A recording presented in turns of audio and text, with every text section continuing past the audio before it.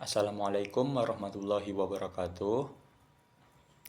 Perkenalkan, nama saya Muhammad Dafa Musyafa dengan NIM S1A023119.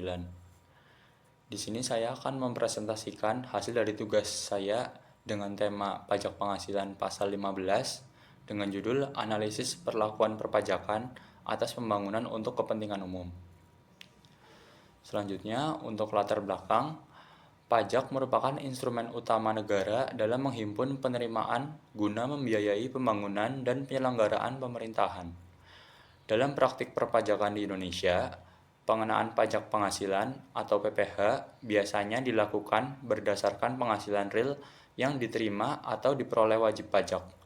Namun, pada sektor-sektor tertentu seperti pelayaran, penerbangan internasional, dan asuransi luar negeri, penghasilan neto sulit dihitung secara akurat.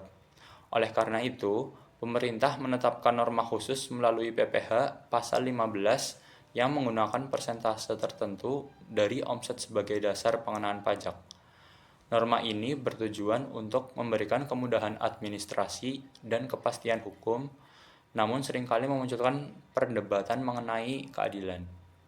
Untuk selanjutnya, rumusan masalah yang pertama yaitu bagaimana teori keadilan dalam perpajakan menjelaskan perlunya norma khusus dalam pajak penghasilan pasal 15. Yang kedua, apakah penerapan norma khusus dalam PPh pasal 15 lebih adil dibandingkan mekanisme umum pajak penghasilan? Yang ketiga, bagaimana potensi ketidakadilan yang muncul antara wajib pajak yang menggunakan norma khusus dan mekanisme umum. Selanjutnya, teori keadilan dalam perpajakan. Adam Smith dalam The Wealth of Nations memperkenalkan 4 prinsip pajak, yaitu ada keadilan, kepastian, kemudahan, dan efisiensi. Prinsip keadilan dikenal sebagai ability to pay principle, di mana pajak dibebankan sesuai kemampuan membayar. Kemudian Musgrave mengembangkan konsep keadilan menjadi 2. Yang pertama ada keadilan horizontal, di mana wajib pajak dengan kemampuan ekonomi yang sama harus membayar pajak yang sama. Selanjutnya ada keadilan vertikal, di mana wajib pajak dengan kemampuan berbeda membayar pajak yang berbeda secara proporsional. Kemudian John Rawls menekankan prinsip kebebasan setara dan prinsip perbedaan yang memperbolehkan perlakuan berbeda demi keuntungan kelompok yang kurang beruntung. Selanjutnya, untuk penerapan norma khusus pajak penghasilan pasal 15, norma khusus dalam pajak penghasilan pasal 15 diterapkan untuk sektor usaha yang kompleks dan sulit diawasi, seperti yang pertama ada perusahaan pelayaran, kemudian ada penerbangan internasional, ada asuransi luar negeri, dan pengeboran minyak dan gas. Karakteristik sektor ini membuat perhitungan laba real sulit dilakukan, sehingga digunakan persentase tertentu dari omset sebagai dasar pajak. Tujuannya adalah untuk yang pertama memberikan kepastian hukum, yang kedua menyederhanakan administrasi perpajakan, yang ketiga memudahkan pengawasan oleh pemerintah.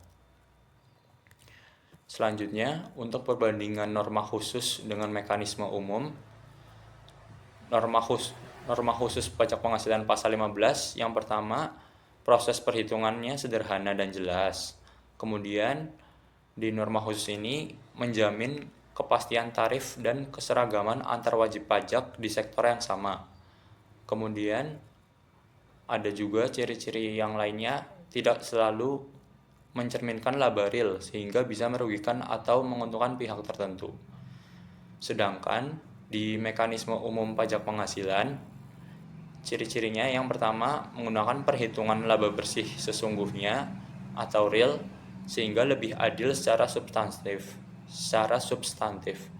Yang kedua, ciri-cirinya yaitu administrasi lebih rumit dan biaya lebih tinggi. Yang ketiga, rentan terjadi sengketa karena kompleksitas aturan dan verifikasi. Selanjutnya, untuk potensi ketidakadilan, terdapat 3 bentuk potensi ketidakadilan dari penerapan norma khusus. Yang pertama, ada keadilan horizontal, di mana wajib pajak dengan omset yang sama membayar pajak yang berbeda. Contohnya seperti perusahaan pelayaran asing membayar 880 juta rupiah, sedangkan perusahaan domestik bisa mencapai 4,4 miliar rupiah.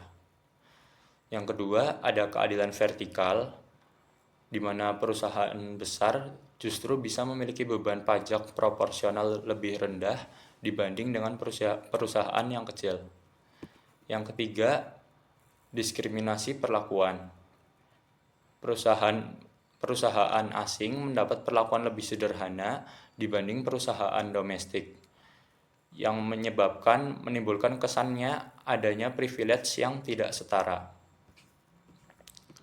Kemudian untuk kesimpulannya sendiri, yang pertama, norma khusus hadir untuk memberikan kesederhanaan, efisiensi, dan kepastian hukum pada sektor usaha yang kompleks. Yang kedua, secara administratif, norma ini menciptakan keadilan prosedural karena mengurangi beban administrasi dan sengketa. Yang ketiga, namun secara substantif, norma ini dapat menimbulkan ketidakadilan antar kelompok wajib pajak karena tidak selalu mencerminkan kemampuan ekonomi real.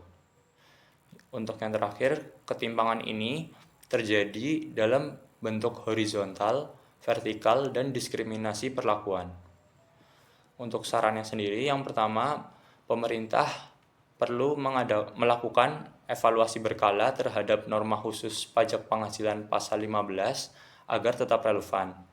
Yang kedua, menyesuaikan tarif pajak agar lebih mencerminkan prinsip ability to pay. Yang ketiga, membuat mekanisme penyeimbang untuk mengurangi kesenjangan antar sektor. Yang keempat, meningkatkan transparansi dan sosialisasi agar wajib pajak memahami alasan dan tujuan penerapan norma khusus. Sekian dari saya. Wassalamualaikum warahmatullahi wabarakatuh.